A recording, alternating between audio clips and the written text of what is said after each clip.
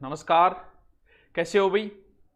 तो ये एक अलग सा टॉपिक है। जैसे अभी जो जेई का एग्जाम हुआ था, उसमें लक्ष्मी कुमारी चुंडावत जी की क्वेश्चन आया था, उनके बारे में पूछा था। तो उनकी एक किताब है रजवाड़ी संस्कृति और परंपरा।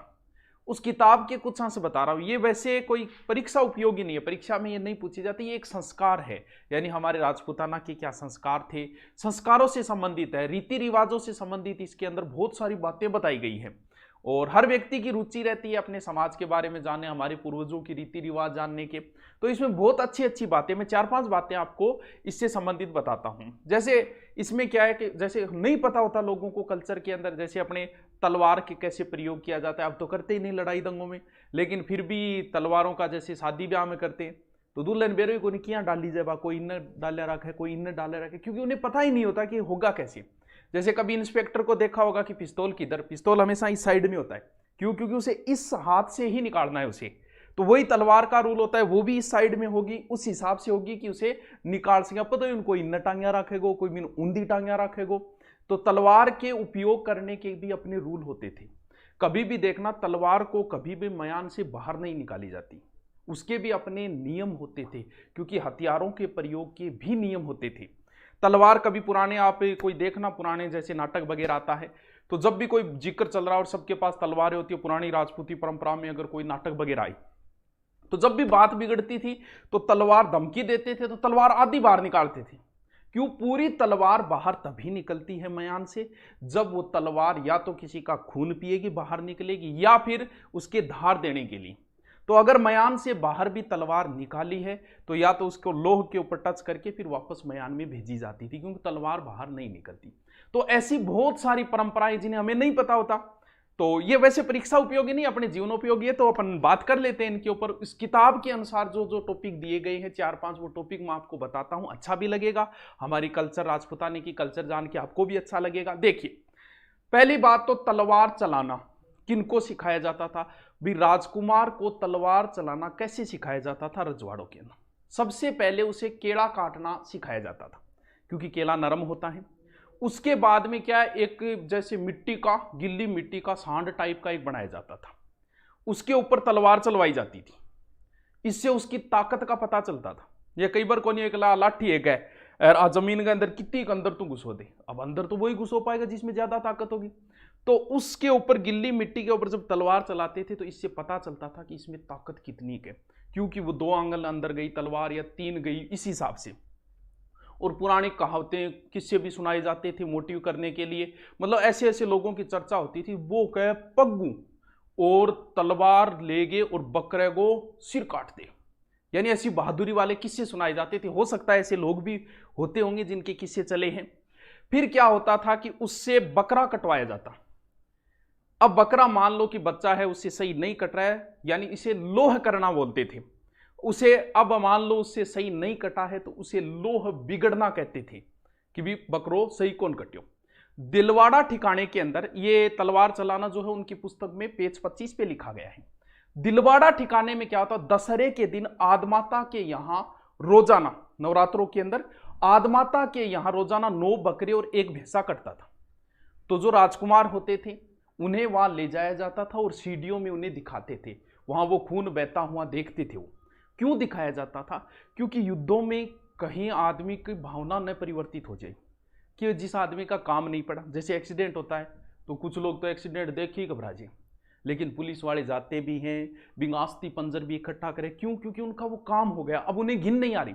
अब वहां पर स्पेशल उन्हें दिखाया जाता था, ताकि युद्ध भूमि में खून वगैरह देख के और उनकी किसी प्रकार की भावना परिवर्तित न हो जाए, क्योंकि युद्धों में होता था। अब इसमें आया कि क्या महिलाओं को भी तलवार चलाना रजवाड़े में सिखाई जाती थी? तो पेज संख्या 26 पे ही लिखा गया इसके बारे में उनकी पुस्तक के अंदर, कि महिलाओं को भी सिखाया जाता था। क्योंकि कई बार ऐसी परिस्थिति आती थी कि मान लो परिवार के सदस्य कहीं शादी ब्याह में सारे गए हो, पीछे कोई नहीं हो तो आक्रमण हो जाए, तो उनका विरोध कौन करे।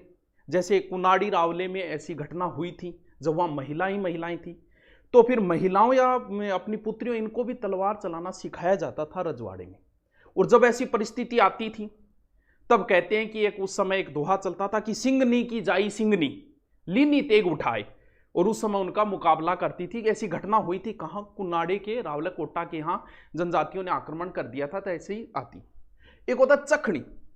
चखनी क्या होता है, जैसे वो जो चुड़ावत जी लिखते हैं ना, रानी लक्ष्मी कुमारी चुड़ावत जी, वो अपने ठिकाने के बारे में लिखती है कि हमारे ठिकाने में चखनी।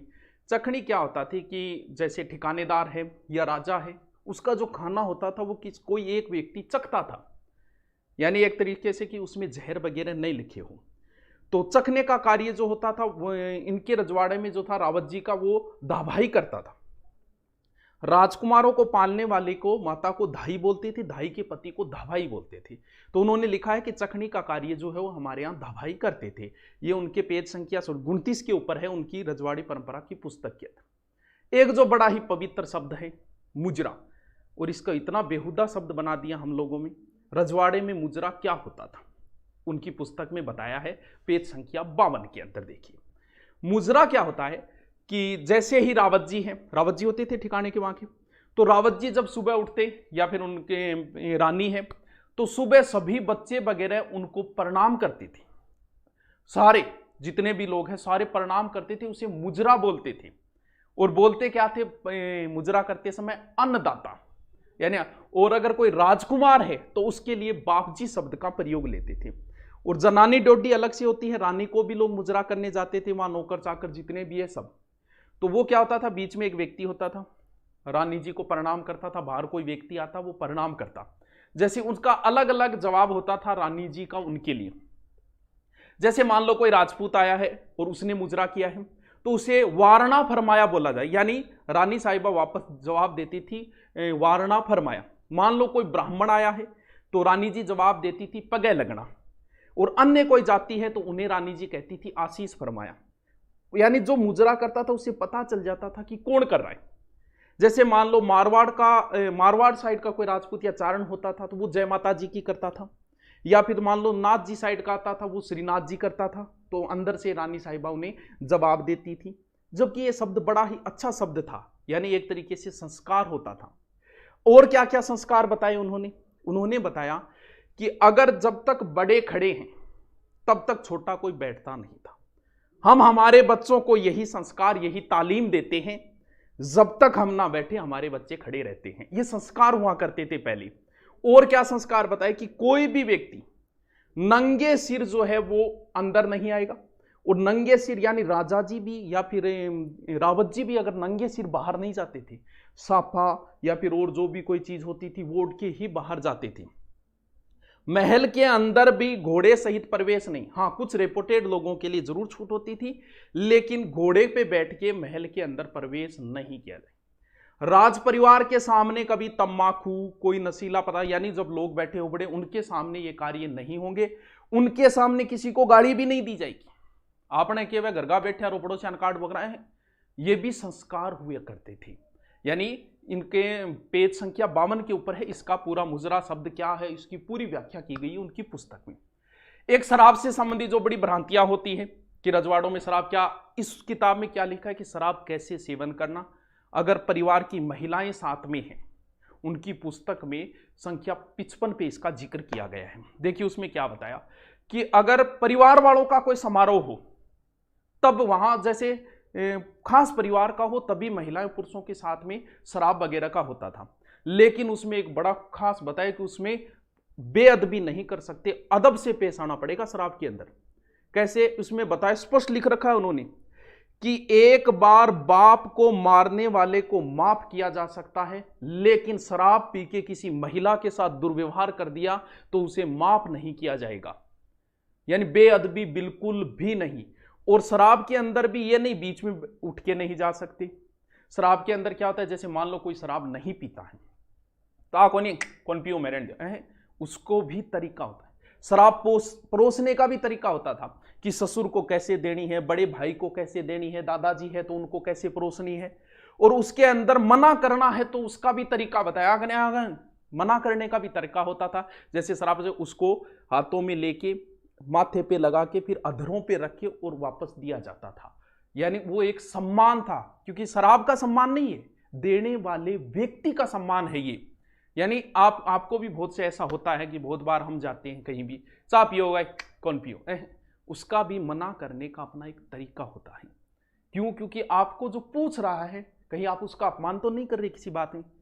तो शराब ठीक है, नहीं पीते, वो एक अलग चीज है, पीना जरूरी नहीं है, लेकिन उसको मना करने का भी अपना एक तरीका होता था रजवाड़ी परंपरा के अंदर। तो इनकी पुस्तक में ऐसी बहुत सारी बातें हैं, मैं आपको और भी बहुत सारी ऐसी दिलचस्प बातें बताऊं, क्योंकि ये हर कोई समझना चाहता है अपनी पुरानी रीति रिवाजों को। तो जल्दी मैं आगे भी इनके बारे में, इनकी पुस्तक में जो जो बातें लिखी गई है मुझे भी बहुत अच्छी लगी, बहुत पहले पढ़ी थी मैंने, लेकिन मैं आपको बताऊंगा। Okay, thank you.